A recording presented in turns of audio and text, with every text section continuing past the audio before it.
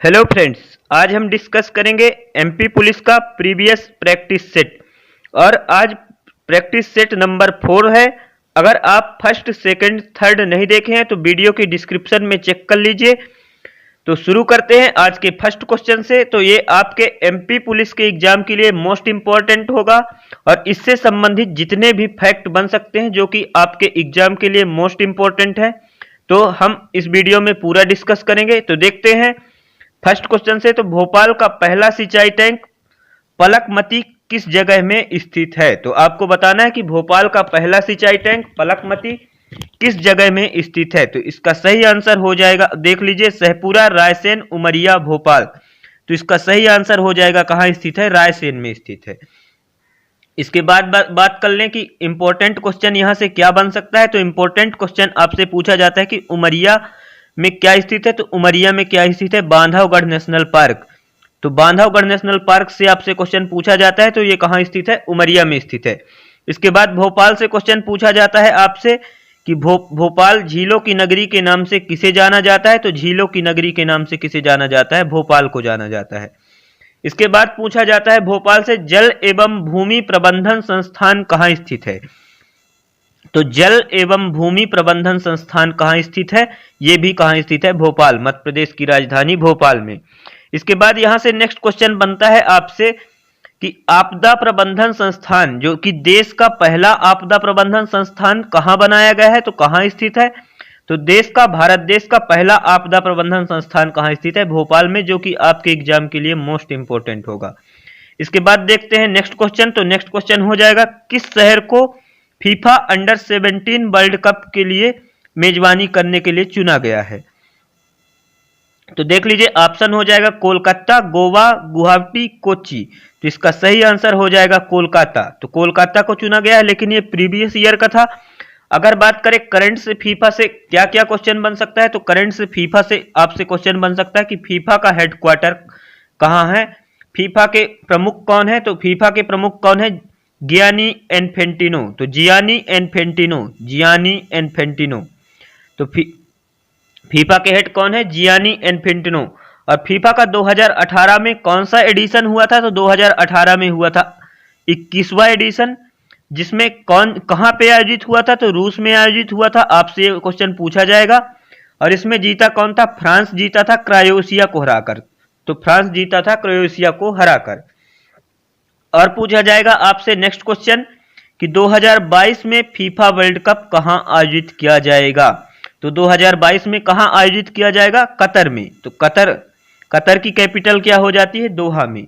और 2014 का कहां आयोजित किया गया था? तो 2014 का ब्राजील में आयोजित किया गया था। इसके बाद यहां से क्वेश्चन बनता है जो 2018 में फीफा वर्ल्ड कप हुआ था उसमें सबसे ज्यादा गोल करने वाले खिलाड़ी कौन थे? तो हैरी फेन। आपको यहां से इतना याद रखना है। इसके बाद बात करते हैं नेक्स्ट क्वेश्चन की। तो नेक्स्ट क्वेश्चन हो जाएगा निम्न शहरों में किसने 12वें दक्षिण एशियाई खेल 2016 की मेजबानी की। तो 12वें एशियाई खेल 2016 की मेजबानी किसने की? तो ऑप्शन दिया गया है पटियाला, गुवाहाटी, अगरतला, कोच्चि।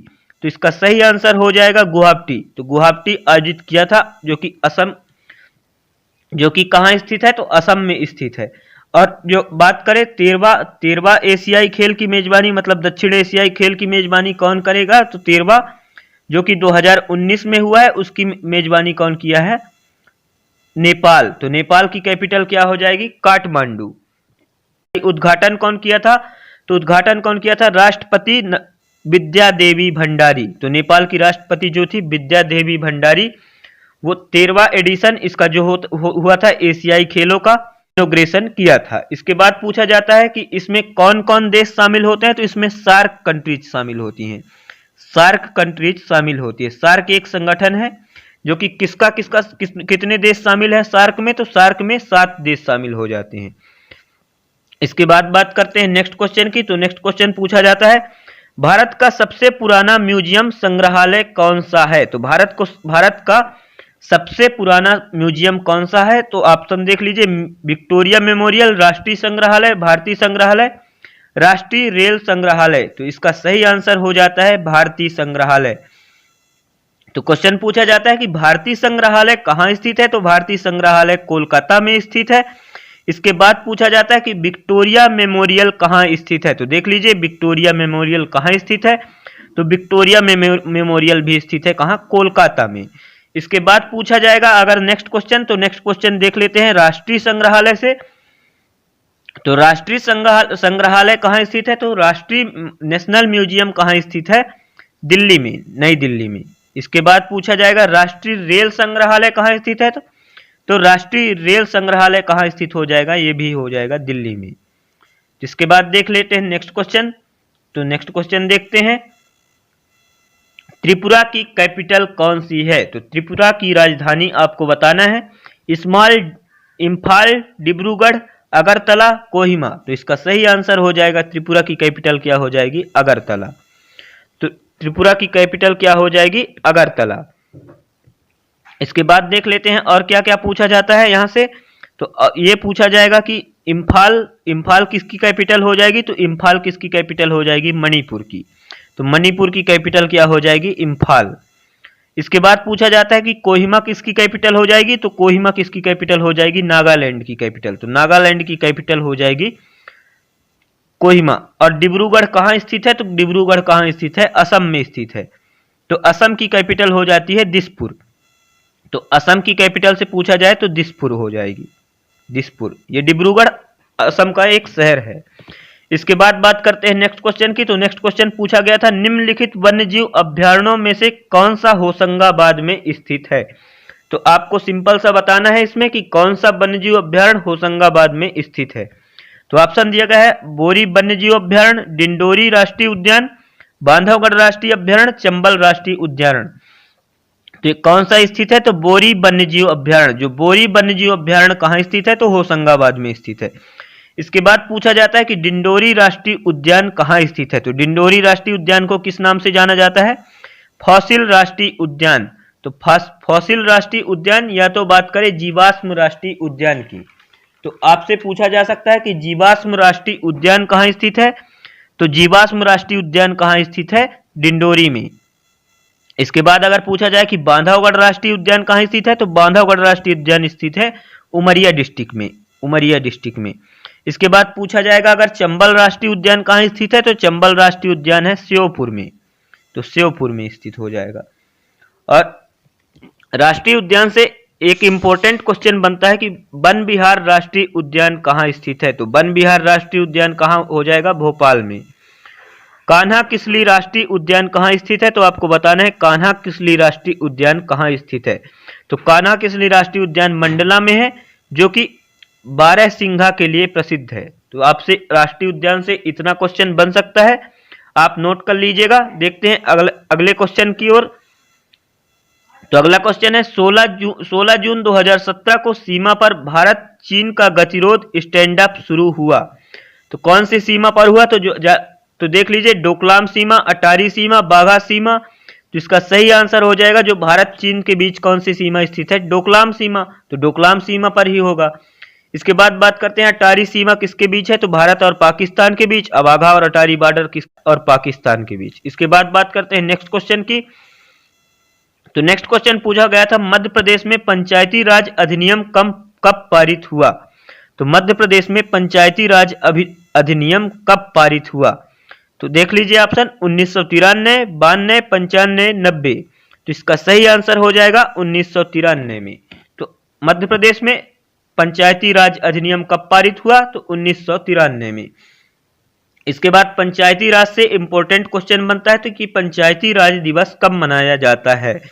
तो आपको सिंपल सा बताना है कि पंचायती राज दिवस कब मनाया जाता है। तो 24 अप्रैल को पंचायती राज दिवस मनाया जाता है। तो पंचायती राज मतलब कब शामिल हुआ, तो 73वां संविधान संशोधन 73 कॉन्स्टिट्यूशन अमेंडमेंट 1992 में पंचायती राज अधिनियम शामिल हुआ। और सर्वप्रथम पंचायती राज कहाँ पे लागू हुआ, तो ये राजस्थान के बगदरी गांव नागौर तहसील में लागू हुआ था। इसके और ये कौन से मतलब ये पूछा जाएगा कि कौन सी कमेटी की सिफारिश पर पंचायती राज व्यवस्था का उद्घाटन किया गया। तो इसका सही आंसर हो जाएगा बलवंत राय मेहता कमेटी। तो ये आपके लिए मोस्ट इंपॉर्टेंट होता है, कमेटी पूछी जाती है तो बलवंत राय मेहता कमेटी। तो आपको यहां से इतना इंपॉर्टेंट याद रखना कि सबसे पहले पंचायती राज कहां शुरू हुई, तो राजस्थान के नागौर जिले में शुरू हुई थी। और एक कौन से कमेटी की सिफारिश पर शुरू हुई थी, तो बलवंत राय मेहता कमेटी की सिफारिश पर। और ये कौन से भाग में दिया गया है, तो पंचायती राज कौन से भाग में दिया गया है, 9वें भाग में। तो संविधान के 9वें पार्ट में दिया गया है पंचायती राज। इसके बाद बात कर लेते हैं नेक्स्ट क्वेश्चन। तो नेक्स्ट क्वेश्चन हो जाएगा, हाल ही में भारत किस देश के साथ जल मार्ग दोनों देशों को जोड़ने के लिए समझौते पर हस्ताक्षर किए। तो सिंपल से इसमें पूछा गया है कि भारत किस देश के साथ जल मार्ग मतलब जल मार्ग के लिए समझौते पर हस्ताक्षर किए हैं। तो इसका सही आंसर हो जाएगा बांग्लादेश। तो भारत और बांग्लादेश जल मार्ग के लिए समझौते किए हैं। इसके बाद आपसे यहां से क्वेश्चन पूछा जाता है सीमा रेखा से।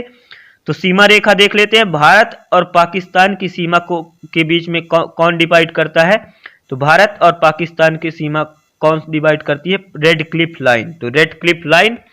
इसके बाद हो जाएगा भारत और श्रीलंका के बीच, तो इस भारत और श्रीलंका के बीच पाक जल डमरू मध्य। तो पाक जल डमरू मध्य जहां पर एडम्स ब्रिज स्थित, जिसको श्री राम सेतु के नाम से जाना जाता है।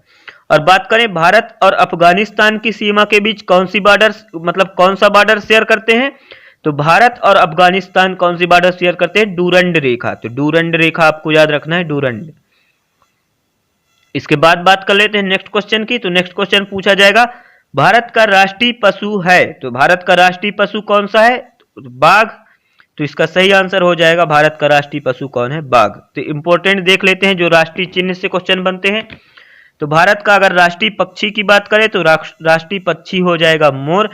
और इसके बाद पूछा जाता है कि राष्ट्रीय पुष्प क्या है, तो राष्ट्रीय पुष्प हो जाएगा कमल।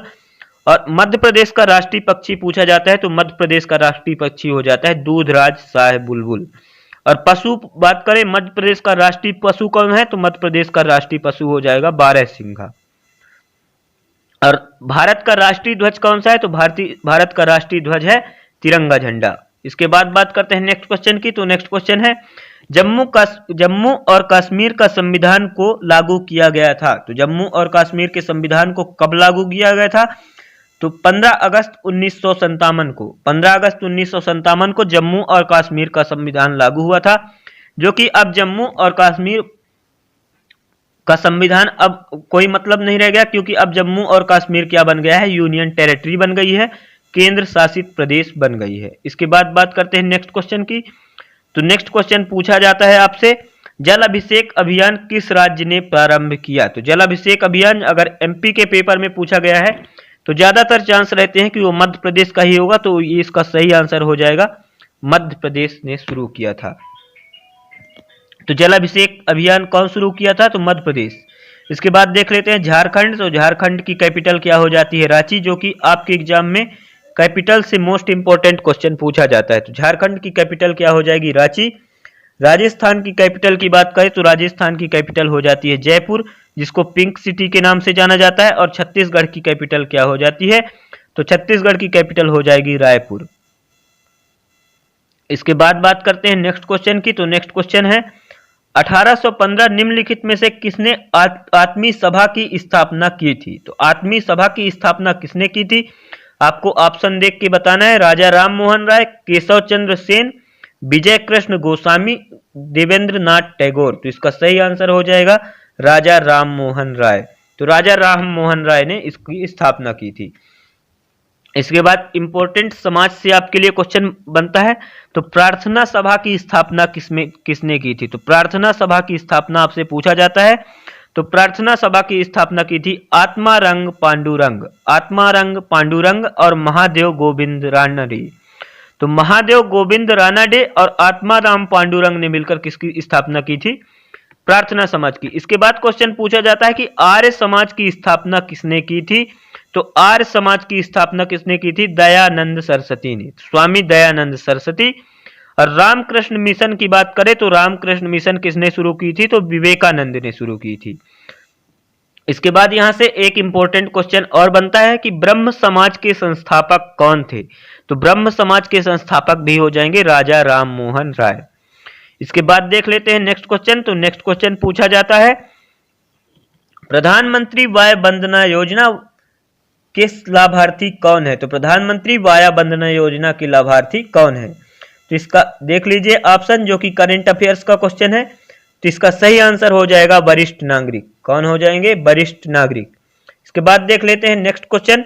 तो नेक्स्ट क्वेश्चन आपसे पूछा जाता है भारत के सशस्त्र सेनाओं का सर्वोच्च कमांडर कौन होता है? तो भारत के सशस्त्र सेना मतलब जल सेना, थल सेना तथा वायु सेना का सर्वोच्च कमांडर कौन होता है? तो राष्ट्रपति होता है। और राष्ट्रपति कौन से अनुच्छेद में दिया गया है? तो अनुच्छेद 52 में दिया गया है। इसके बाद देख लेते हैं कि कौन सेना के प्रमुख कौन है। तो इस समय आर्मी चीफ कौन है? तो आर्मी चीफ हो जाएंगे मनोज मुकुंद नरावने। अगर क्वेश्चन बनता है कि भारतीय सेना के प्रमुख कौन है, तो भारतीय सेना के प्रमुख कौन है? मनोज मुकुंद नरावने। इसके बाद अगर पूछा जाए कि वायु सेना के प्रमुख कौन है, तो वायु सेना के प्रमुख कौन है? राकेश सिंह भदौरिया। तो राकेश कुमार भदौरिया। इसके बाद पूछा जाएगा आपसे कि जल सेना के प्रमुख कौन है? तो जल सेना के प्रमुख कौन है? एडमिरल करमबीर सिंह। और अभी चर्चा में था भारत में कि चीफ ऑफ डिफेंस स्टाफ, तो चीफ ऑफ डिफेंस स्टाफ कौन है? जनरल बिपिन रावत, जो कि पहले आर्मी चीफ थे, उनको चीफ ऑफ डिफेंस स्टाफ बना दिया गया है। तो कौन हो जाएंगे? जनरल बिपिन रावत, जो कि आपके एग्जाम के लिए मोस्ट इंपोर्टेंट है। इसके बाद बात करते हैं नेक्स्ट क्वेश्चन। तो नेक्स्ट क्वेश्चन पूछा गया था करंट अफेयर से नवंबर 2017 में भारत किस शहर में साइबर स्पेस एवं वैश्विक सम्मेलन GCCS आयोजित करेगा? तो दिल्ली में। तो भारत की कैपिटल नई दिल्ली में आयोजित करेगा। इसके बाद देख लेते हैं नेक्स्ट क्वेश्चन। तो नेक्स्ट क्वेश्चन क्या पूछा जाता है तैरकर इंग्लिश चैनल पार करने वाली पहली भारतीय महिला कौन बनी? तो इसका सही आंसर हो जाएगा बूला चौधरी। तो बूला चौधरी बनी थी। ये भी करंट अफेयर्स का क्वेश्चन है। इसके बाद पूछा जाता है भारतीय राष्ट्रीय ध्वज की में कितनी तिलियां होती हैं? तो भारतीय राष्ट्रीय ध्वज में कितनी तिलियां होती है? जो कि अशोक चक्र होता है। तो अशोक चक्र में 24 तिलियां होती हैं। अगर पूछा जाए कि भारतीय राष्ट्रीय ध्वज की माप क्या होती है, अनुपात क्या होती है, तो 3:2 होती है। देख लेते हैं अगला क्वेश्चन। तो जबलपुर में स्थित महत्वपूर्ण किला है। तो जबलपुर में कौन सा किला स्थित है? तो रानी दुर्गावती का किला। तो थैंक यू दोस्तों। अगर आप को वीडियो पसंद आई हो तो लाइक करो, शेयर करो, सब्सक्राइब करो। जय हिंद।